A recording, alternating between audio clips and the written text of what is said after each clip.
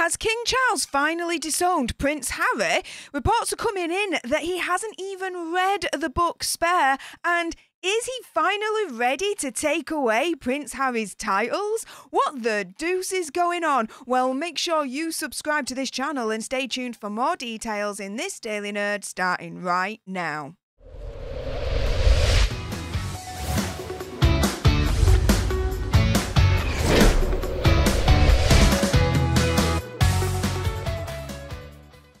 Hey up everyone, it's me, Stef, the Nerd, your nerdy alternative, and welcome to another dose of the Daily Nerd, where I break down the royal news and gossip of the day that's pretty much caught me eye. And oh my goodness, before I jump into all the juicy details with this video's main topic, there is a little bit of housekeeping. Firstly, YouTube human reviewer, I see you lurking. I'm not going to say any trigger words or anything that's going to offend your ear holes. And to everyone else awesome enough to have clicked on this video, hey up, how y'all doing? If you've got some very strong opinions about the relationship between King Charles and Prince Harry, and I bet you do, then make sure you send me a super thanks. It's just below this video right here. We can have a conversation about this because it does guarantee a response from me. And oh yeah, let's jump into this one, shall we? So first up, reports are coming through that King Charles has actually refused to read Spare because of its hurtful content. I'm not surprised if that's the case. King Charles has not read Prince Harry's tell-all memoir Spare because of its hurtful content, reports have claimed. We do know that Prince Harry wrote his version of events, whether you believe them or not, I don't, starting with, you know, everything to do with Princess Diana's death, to the departure from the royal family with Meghan. Yeah, he went through a lot, didn't he? Again, whether you believe it or not, right? However, it's actually been, 6 to 7 months since this book's been released, and it's thought to have been said that King Charles hasn't read any of it. He's aware of the contents, he's aware of, like, the general gist of the situation, but King Charles be like, I got better things to read than that freaking nonsense, right? Now, we know how much controversy the book has sparked in terms of how much Prince Harry shared, again, whether you believe it to be true or not. Royal editor of the Daily Mail, Rebecca English, quotes a family friend saying, quote, "Why would he read something that he knows is going to be so hurtful?" Which, yeah, makes sense, right? And if anything, King Charles don't have to read it. At the end of the day, he can have his team, his PR, the courtiers, they will have all read the book, and so they knew how to essentially counter it all in this whole massive PR war that's going on at the moment between the royal family and Harry and Meghan. So King Charles don't have to really concern himself with the actual particulars of the book. He don't have to read it because he's got other people to read it for him, right? I mean, he's king. Duh. But relations between King Charles and Prince Harry are said to be still strained, with Harry and Meghan more recently declining an open invitation to spend some time with the rest of the royals in Balmoral this summer. Ms. English quotes another friend saying, "It's been a very visibly challenging year when it comes to the Sussexes." So their relationship is at a complete all-time low. King Charles isn't, you know, concerning himself with the book. He hasn't even read it. It's like he's disowning Harry because, you know, again, he's not reading what his son actually wrote. Between you and me, I think King Charles knows it's already a load of tosh anyway, to be fair. But then the second thing is that, you know, King Charles did make, allegedly, this whole invitation, this kind of olive branch to Harry and Meghan to be like, come to Balmoral this summer, spend time with family. Allegedly, they've turned around and said, hell no. Yeah, so where does this all lead to? And why could he potentially be ready to take Prince Harry and Meghan's titles away? Well, it goes back to what I've actually reported on months ago. So, about the end of last year, it was reported that a Tory MP was planning legislation, planning a bill to go through Parliament to strip Harry and Meghan of their royal titles. Now, his name is Bob Seeley, and he is attempting to amend the 1917 Titles Deprivation Act. If passed, it would see MPs vote on a resolution that could actually give the Privy Council, which is like a team, a section in Parliament, the power to downgrade Harry and Meghan's royal status or take away their titles altogether. He says there's a political issue. As well as trashing his family and monetising his misery for public consumption, he's also attacking some important institutions in this country. Now, at the time, Bob Seeley was planning to put forward an amendment to the Act which stripped royal titles from those who supported Germany in the First World War in early 2023, so early this year. He asked why Harry continues to use his titles while at the same time trashing the institution of the monarchy and his family, which, you know, is one of the main criticisms that everyone has about Harry and Meghan. It's like, well, you know what? You don't like the royal family, you don't like the institution, fair enough, you got out. Well, then take away everything that's linking you to the royal family and the institution if you think it's so evil and so racist, or, sorry, so unconsciously biased, right?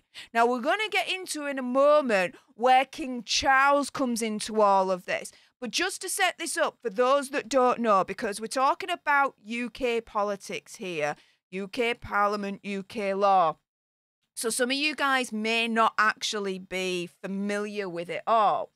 So at the time, he was understood to have been considering a private member's bill. Now, Labour MP Rachel Maskel already has a bill going through Parliament that would give the monarch new powers to remove titles or a committee of Parliament to determine that a title should be taken away. Now, why is this significant? The reason being is because you had Conservative Bob Seeley on one end of the political aisle turning around and saying, we need to take these titles away from Harry and Meghan. Then you've got someone at Labour on the other side of the political aisle turning round and saying, we need Harry and Meghan, their titles to be taken away. It's like, for my American friends out there, my American alter nerds, it's like, right, the Democrats and the Conservatives agreeing on something. It's the same thing here. Everyone, it looks like, on both ends of the political aisle are like, yeah, Harry and Meghan, their titles need to be taken away. Now, where does King Charles fit into all of this? How is he going to take away Prince Harry and Meghan's titles? Well, remember when I said that Rachel Maskel already has a bill going through Parliament? Well, this is it. This is the actual bill, the removal of titles bill, a private member's bill. And here it is, Rachel Maskel, Labour, she was the one that submitted it. A bill to give the monarch powers to remove titles, to provide that such removals can be done by the monarch on their own initiative or following a recommendation of a joint committee of Parliament and for connected purposes. So it's exactly essentially what Bob Seeley from the Conservative side was saying, right? Now, where are we at the moment with this? So, the bill was introduced the end of last year, December 2022. It's already had its first reading. Its second reading is going to be end of this year, 24th of November 2023. Now, this is where we're going to go into how does King Charles take Prince Harry and Meghan Markle's titles away. So there's still a few stages until it gets to that point. But you've got the committee stage, report stage, then you've got the third reading, then it's got to go to the bill in the House of Lords. There's like two tiers in Parliament. First reading, second reading, committee stage, report stage, third reading. So the same kind of pathway as the House of Commons, as Parliament, right? Then you've got the final stages. And this is where King Charles comes into it. there's consideration of amendments. So King Charles might be like, we might want to amend this.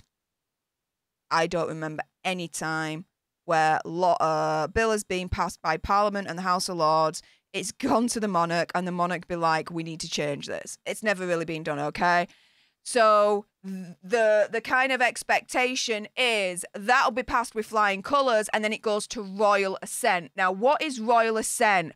So once a bill has completed all the parliamentary stages in both houses that I've just walked you through, it's ready to receive royal assent. This is when the king formally agrees to make the bill into an act of parliament, an actual law at that point. So what does this all mean? So it means that once Parliament and the House of Lords are like, yeah, this bill is Gucci, let's send it to King Charles for him to sign off.